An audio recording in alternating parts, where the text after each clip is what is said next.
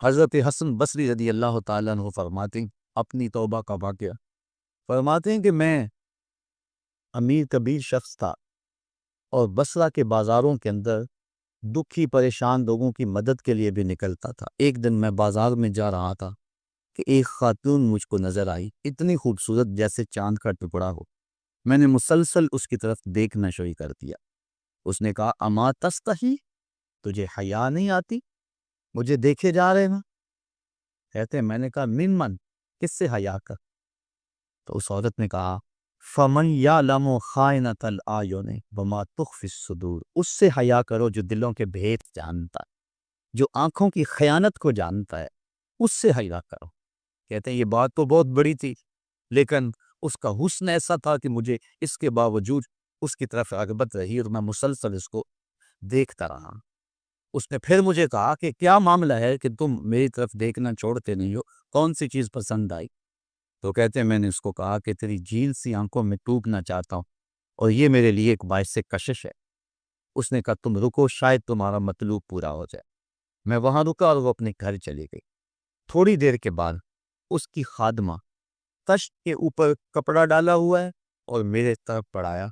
کہتے ہیں میں نے جب کپڑا اٹھایا تو اس کے اندر اس کی دو آنکھیں تھی اور اس کے اوپر لکھا ہوا تھا کاغذ کے ٹکڑے پہ لا اريد عینا یفتتن بسببها احدا، میں ان آنکھوں کو رکھنا ہی نہیں چاہتی جس کی سبب سے ایک مومن فتنے میں پڑ جائے۔ کہتے ہیں کہ میں نے اپنی داڑھی کو پکڑا اور زاروں کے تار رونے لگا۔ میں نے کہا اے حسن بصری کو اس عورت سے بھی گیا گزرا، اتنا خوف اس کے سینے کے اندر۔ کہتے ہیں میں داڑھی کو پکڑ کے زاروں کے تار رویا اور گھر چلا گیا۔ ساری رات میں نے توبہ میں گزارا۔ جب صبح کا سپیدہ طلوع ہوا میرے دل میں خیال آیا جس نے اپنی آنکھیں وار دی اس سے بھی تو معذرت کر رہا ہوں، اللہ سے تو معافی ملی۔ کہتے ہیں کہ میں صبح اٹھا اور جب اس عورت کے گھر کے دروازے کے قریب پہنچا تو اس کا جنازہ ذکر کہا۔ میں پھر بڑا پریشان ہوا، واپس آیا، سارا دن مشکل میں گزارا۔ رات جب میں سویا تو وہ عورت مجھے خواب میں ملی۔ میں نے کہا کہ مجھے کوئی وصیت کرو، تو اس نے کہا اذا خلوتا فاذکر اللہ، میں تجھے وصیت یہ کرتی ہوں جب تم تنہائی میں ہوا کرو تو اللہ کو یاد کیا کرو۔ وَإِذَا أَصْبَحْتَ وَأَمْسَيْتَ فَاسْتَغْفِرِ اللَّهَ وَتُبْ إِلَيْهِ، اور جب تم صبح کرو یا شام کرو تم استغفار پڑھا کرو اور اللہ سے توبہ کیا کرو۔ حضرت حسن بصری فرماتے ہیں کہ اس عورت کا یہ عمل مجھے توبہ کے راستے پہ ڈال لیا، پھر وہ حسن بصری زمانے کے امام اور مقتدا بنے۔ تو انسان جب عبرت حاصل کرنے پہ آتا ہے تو ایسے اسباب اس کے لیے مہیا ہو جاتے ہیں، توبہ کرنے میں دیر نہیں کرنی چاہیے۔ بعض اوقات بندہ سوچتا ہے کہ ابھی میرے بڑے کام پڑے ہوئے ہیں، جب میں بوڑھا ہوں گا میں ریٹائرمنٹ لے لوں، میں بچوں کی شادیاں کر لوں، بس پھر فراغت ہو جائے گی، بچے کاروبار سنبھال لیں گے، پھر میں ہوں گا، مسجد ہوگی۔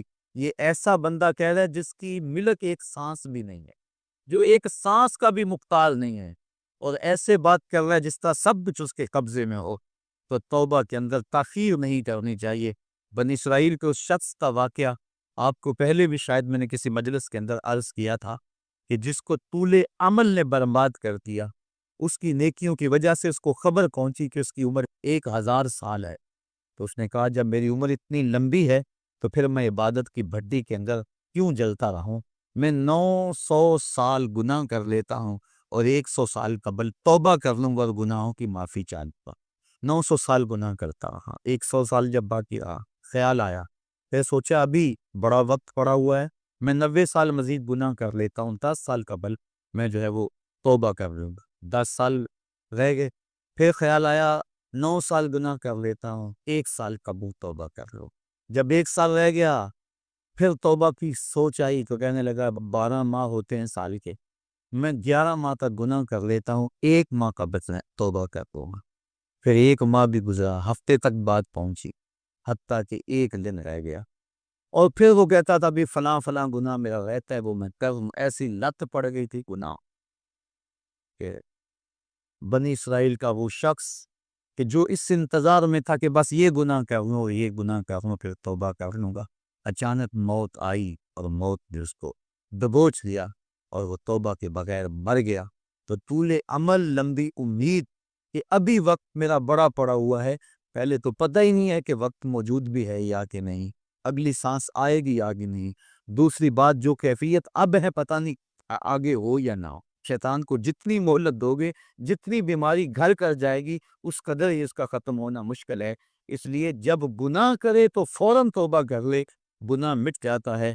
اور اگر انسان کہتا ہے کہ نہیں یہ کاموں پھر توبہ کروں گا، تو توبہ کو مؤخر کرنا انسان کو گناہ پر دلیر بنا دیتا ہے۔ اور ایک حدیث میں آتا ہے جب انسان گناہ کرتا ہے تو اس کے دل پر ایک سیاہ نقطہ پڑتا ہے، اگر وہ توبہ کر لے تو وہ مٹ جاتا ہے، دل شفاف ہو جاتا ہے۔ لیکن اگر وہ توبہ نہ کرے، پھر دوبارہ گناہ کرے، تو دل پر ایک اور سیاہ نقطہ پڑ جاتا ہے، پھر وہ گناہ کرتا رہتا ہے اور دل کے اوپر سیاہی پھیلتی رہتی ہے، حتیٰ کہ ایک دن آتا ہے کہ پورا دل اس سیاہی کی لپیٹ میں آ جاتا ہے۔ اور جب پورا دل سیاہ ہو جائے، پھر گناہ کر کے بھی اس کو ندامت اور شرمندگی نہیں ہوتی۔ مومن تو جب گناہ کر بیٹھتا ہے تو محسوس کرتا ہے جس طرح پہاڑ کے نیچے آ گئے، ابھی گر جائے گا اور مجھے کچل دے گا۔ اور منافق یہ سمجھتا ہے گناہ کرنے کے بعد کہ بدن پہ مکھی بیٹھی تھی، ہلکے سے اشارے سے میں نے اس کو اڑا دیا، وہ مکھی کے بیٹھنے جیسی کیفیت کا احساس کرتا ہے منافق۔ جب دل سیاہ ہو جائے تو بندہ گناہ پہ گناہ کرتا ہے، زندگی گناہوں سے وچڑی ہوئی گزرتی ہے، لیکن توفیق توبہ نہیں ملتی۔ صاحبو، زندگی بیت رہی ہے، ایک ایک لمحہ کٹ رہا ہے، ہم لمحہ لمحہ موت کے قریب ہو رہے، ہم سمجھتے ہیں ہم بڑے ہو رہے ہیں، لیکن نہیں، ہم چھوٹے ہو رہے ہیں۔ جب گنتی الٹی شروع ہو جائے، کام جلدی زیرو تک پہنچ جاتا ہے، سانسوں کی الٹی گنتی شروع ہے اور ہم لمحہ لمحہ قریب ہو رہے ہیں۔ رمضان کا موسم ہے، جمعہ المبارک کا یوم سعید ہے، سہانی گھڑیاں ہیں، امڑتی ہوئی رحمتوں کی برسات ہے۔ فرمایا حدیث میں کہ ایک ساتھ جمعہ المبارک میں ایسی ہوتی ہے جس میں جو دعا مانگو اللہ اسے قبول فرما لیتا ہے۔ اور حضرت عبداللہ ابن مسعود رضی اللہ تعالی عنہ فرماتے ہیں کہ جس نے وضو کیا اور اچھا وضو کیا اور اس کے بعد 2 رکعت نوافل ادا کیے اور اس کے بعد دعا استغفر اللہ العظیم الذی لا الہ الا هو الحی القیوم واتوب الیہ، کہتے جس نے اس دعا کو پھر پڑھ لیا، اگر اس کے گناہ ہیں وہ سمندر کی جھاگ کے برابر بھی ہو، اللہ سارے معاف کر، مالک تو گناہوں کو معاف کرنے والا ہے۔ ہم بھی جہنم میں چھلانگے لگا رہے ہیں، لیکن وہ تو کہتا ہے آج وہ میری رحمت کے دروازے کھلے ہوئے ہیں، اس یہاں سے کبھی ہم نے کنارہ نہ کیا، تو نے بھی مگر دل آزردہ ہمارا نہ کیا، ہم نے تو جہنم کی بہت تدبیر کی، تیری رحمت نے بے کر گوارا نہ کیا۔ اس کی رحمتیں بندے کو آوازیں دے رہی ہے، یا ایھا الانسان ما غرک بربک الکریم، اے انسان تجھے کریم رب کے دروازے سے کس نے ہٹا دیا؟ الذی خلقک فسواک فعدلک فی ای صورت ما شاء رکبک، جس نے تجھے پیدا کیا، جس نے تجھے تخلیق کیا، تجھے حسن اور جوانی دی، تیرے اعضاء کو توازن اور اعتدال دیا۔ ذرا دیکھ تو صحیح، ماضی کو جھانک کر کے تو دیکھ، تیرے ہاتھ سے پکڑنے کا سلیقہ نہیں تھا، تیری ٹانگیں تھی چلنے کا طریقہ نہیں تھا، تیری زبان تھی بولنے کا اسلوب تجھے نہیں آتا تھا، تو دودھ بھی مانگنا ہوتا تو روتا تھا۔ ہم نے تیری ماں کے سینے میں تیرے لیے پیار ڈال دیا، اگر ماں کے سینے میں پیار نہ ڈالتے بتا تو بچ جا، تیری گندگی سے پھر جاتا تھا، ماں صاف کرتی تھی، اگر ماں کے سینے میں یہ پیار نہ ہوتا تجھے کیڑے پڑ جاتے۔ آج تیری چھاتی میں زور ہے، آج ہاتھیوں کو تو بٹھا لیتا ہے، آج شیروں کو تو نچا لیتا ہے، زمانہ تیرا باج گزار ہے، آج تو منسٹر ہے، آج تو مولوی ہے، آج تو مفتی ہے، آج تیرے نام کی دہائی ہے، آج تو عہدہ قضا پہ فائز المرام ہے، آج تو عہدہ صدارت پہ فائز المرام ہے، آج تو ناظم ہے، آج دولت کی ریل پیل تیرے گھر میں ہے، آج تیری فوجیں تیرے پشت پہ ہیں، آج کوئی تجھے پوچھنے والا نہیں، لیکن ذرا پلٹ کے دیکھ کہ ماضی میں تو تھا کیا۔ اچھا، پیچھے نہیں پلٹ کے دیکھنا تو ذرا آگے پلٹ کے دیکھ، پھر دوبارہ ہو کوئی حالت، ڈنڈے کو پکڑ پکڑ کے چلے گا، پھر ڈنڈا بھی جواب دے گا، چارپائی سے لگ گیا، فالج ہو گیا، گھر والوں نے 4 دن تو بڑی خدمت کی، آخر انہوں نے بھی کام پہ جانا، پھر بیویوں کے سپرد کر کے چلے گئے، کتنی دیر خدمت ہوگی؟ اب سارے تنگ آ گئے، آہستہ آہستہ منہ سے یہ دعائیں نکلنے لگی، اللہ بابے کو پردہ دے دے تو ٹھیک ہے، بتا ہم تجھے پردہ نہ دیتے تو کیا کرتا؟ ہم نے زندگی دی، یہ بھی ہمارا احسان، اب تو اس حالت میں ہے کہ تیرا دھر مارا گیا، چارپائی پہ لگ گیا، بولو براز اوپر، مصیبت بن گئی، گھر والے بھی تنگ، تجھے اندر سے نکال کر برآمدے میں رکھ دیا کہ بابا کھانستا ہے، بچے ڈسٹرب ہوتے ہیں، جراثیم پھیلتے ہیں، اب تجھے باہر رکھ دیا گیا، تو اپنے آپ سے تنگ آ گیا۔ ڈاکٹر کو کہتا ہے لگا زہر کا ٹیکہ، ڈاکٹر زہر کا ٹیکہ بھی لگائے، بتا تجھے موت نہ آئے تو کیا کرے؟ ہم نے تجھے زندگی دی، یہ بھی ہمارا احسان، فَأَمَاتَهُ، ہم نے تجھے موت عطا کی، یہ بھی ہمارا احسان، فَأَقْبَرَهُ، اور اگلی کہانی بھی سن، کتا بھی تو مرا تھا، گھسیٹ کے روڑی پہ نہیں ڈال دیا؟ بکری بھی تو مری تھی، گھسیٹ کے روڑی پہ نہیں ڈال دیا؟ اگر تجھے بھی پکڑ کے روڑی پہ ڈال دیا جاتا تو کیا کر سکتا تھا؟ لیکن ہم نے کہا نہیں، یہ میرا شاہکار ہے، اس کو غسل دو، بیری کے پتے بھی ڈال لو، صفائی ستھرائی خوب ہو جائے، چپٹے لباس کا کفن دو، سند سند پہ خوشبو ملو، اب سارے تجھے دیکھنے آ رہے ہیں، تو دولہا بنا، تیرا منہ دیکھنے سارے آ رہا، ساری بستی امڑی آ رہی ہے تجھے دیکھنے۔ پھر تیری چار پائی اٹھی، چار بندوں نے اٹھایا، کندھا بدل بدل کے چلتے ہی، ہر ایک کی خواہش ہے کہ میں کندھا دے لو۔ پھر میں نے کہا تیز نہ چلنا، میرے شاہکار کو کہیں جھٹکا نہ رہا۔ پھر تیرا اعزاز اور تیرا پروٹوکول کہ امام کعبہ بھی ہو تو وہ پیچھے اور تجھے آگے رکھا۔ انسان ذرا غور تو کر، تو کس چیز پہ نازا ہے اور بھول گیا اس رب کو؟ آجا، اس کی رحمت کی باہیں کھلی، وہ بلا رہا ہے تجھ کو، آجا پلٹ کے آجا، آنا تو نے ہے ہی، کل جو کفن میں منہ چھپا چھپا کے آتا پھرے گا، آج کھلے منہ آجا، اس کی رحمتیں آواز دے رہی ہیں، یا ایھا الانسان ما غرک بربک الکریم۔ صاحبو، جوانی کی توبہ بہت بڑی دولت ہے، جو جوان ہے وہ جوانی کے ایک ایک لمحے وہ غنیمت سمجھے، وہ جوان جس کی جوانی اللہ کی عبادت میں گزری، حضور فرماتے ہیں کل قیامت میں جب کوئی سایہ نہیں ہوگا، اللہ اسے اپنے عرش کا ٹھنڈا سایہ نصیب فرمائے۔ اور بڑھاپے کے اندر بھی توبہ بڑی دولت ہے، وہ جوانی کی فضیلت زیادہ ہے، لیکن بڑھاپے کے اندر بھی توبہ نصیب ہو جائے تو یہ بھی بہت بڑا اعزاز ہے، ورنہ ہوتا یہ ہے کہ قبر میں ٹانگیں ہوتی ہیں اور گناہ پہ گناہ کیا جا رہا ہے۔ وہ کیا کہا تھا میاں محمد بخش عارف کھڑی رومی کشمیر نے کہ ہڈیاں کمبن گوڈے کھڑکن تے اڑ گیا لک تیرا، اجے بھی بدیوں باس نہ آئیں، جیو مرد دلیرا۔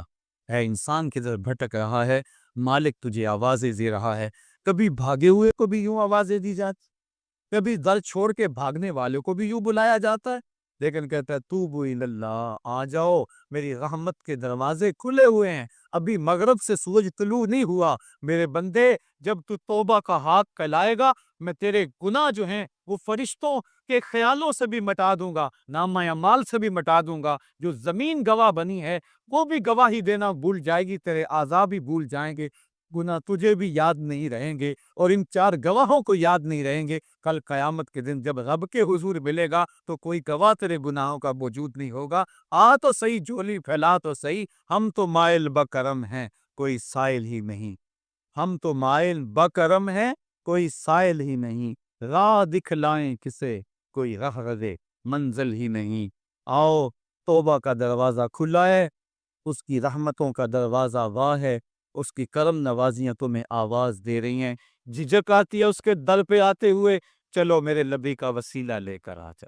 وَلَوْ أَنَّهُمْ إِذْ ظَلَمُوا أَنفُسَهُمْ جَاءُوكَ، اگر تم گناہ کر بیٹھے ہو، اپنی جانوں پہ ظلم کر بیٹھے ہو، آؤ تمہیں توبہ کا ایک اور راستہ دکھاؤں، آسان راستہ، کہ تم میرے نبی کی چوکھٹ پہ آؤ اور یہاں آ کے معافی مانگو، پھر میرا نبی تمہارے لیے ہاتھ اٹھا دے۔ تم تو معافی مانگنے آئے تھے، لَوَجَدُ اللَّهَ تَوَّابًا رَحِيمًا، توبہ تو ملنی ہی ملنی ہے، نبی کو ساتھ لے آئے ہو، میں رحمت بھی فرما دوں گا، اضافی رحمت اپنی جانب سے فرماؤں گا، آؤ تو صحیح میری چوکھٹ پہ۔